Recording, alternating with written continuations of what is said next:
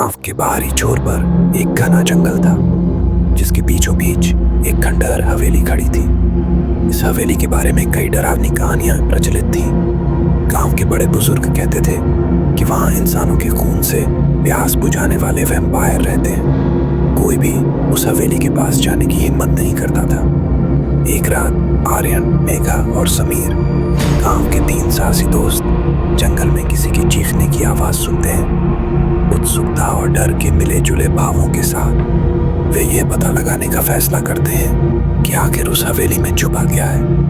गहरी रात थी, चांद बादलों के पीछे छुपा हुआ था और तीनों के हाथ में सिर्फ एक पुरानी लालटेन थी। जैसे ही वे हवेली के करीब पहुंचे, हवाओं ने जोर पकड़ लिया और दरवाजे की जर्जर लकड़ियां झरमराने लगी। आर्यन ने कांपते हाथों से दरवाजा धक्का देकर खोला। अंदर का नजारा एक अलग ही दुनिया का एहसास करवा रहा था। दीवारों पर अजीबोगरीब आकृतियां बनी हुई थी, मानो किसी अनजान भाषा में कुछ लिखा हो। फर्श पर सूखे खून के निशान साफ दिखाई दे रहे थे। जैसे ही उन्होंने हवेली के मुख्य हॉल में कदम रखा, दरवाजा जोर की आवाज के साथ अपने आप बंद हो गया। तीनों बुरी तरह डर गए, लेकिन अब पीछे हटने का रास्ता नहीं था।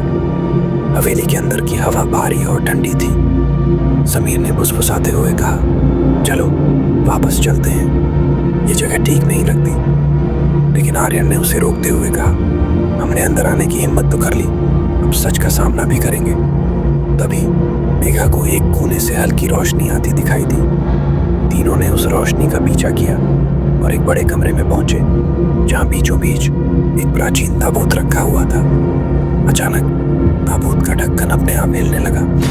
तीनों की धड़कनें तेज हो गईं। तभी एक गहरी डरावनी आवाज गूंज उठी, तुमने मेरी दुनिया में कदम रखकर अपनी मौत को न्योता दिया है। ताबूत से एक वैम्पायर निकलता है, जिसकी लाल चमकती आंखें और लंबे नुकीले दांत डर से शरीर को सुन्न कर देने वाले थे।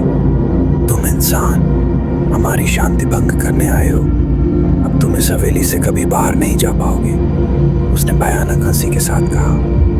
तीनों ने भागने की कोशिश की, लेकिन दरवाजे और खिड़कियां अपने आप बंद हो चुकी थी। तभी हवेली के कोनों से और भी वैम्पायर प्रकट होने लगे। चारों ओर से वे घेरने लगे। आर्यन ने साहस बटोरते हुए पूछा, तुम कौन हो और यहाँ क्या छुपा है? वैम्पायर ने जवाब दिया, ये केवल एक हवेली नहीं, हमारी दुनिया का प्रवेश द्वार है।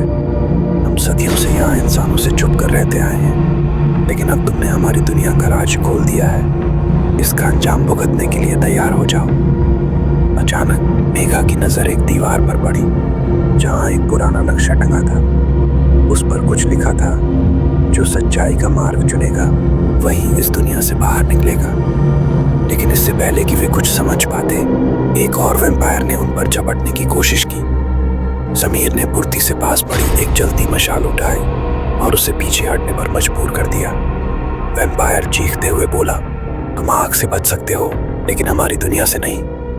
कमरे में सस्पेंस और डर अपने चरम पर था। तभी एक तेज गूंजती हुई आवाज ने पूरी हवेली को हिला दिया। दीवारों से खून बहने लगा और ताबूत फिर से खुलने लगा। यह सिर्फ शुरुआत है, वैम्पायर ने कहा, अब तुम हमारी कहानी का हिस्सा बन चुके हो। तीनों दोस्त फंसे हुए थे और उनके पास समय कम था। क्या वे इस भयानक दुनिया से बाहर निकल पाएंगे या वे वैम्पायर वर्ल्ड का हिस्सा बन जाएंगे? इसका जवाब अगले भाग में मिलेगा। अगला भाग, वैम्पायरों की दुनिया का गहरा रहस्य।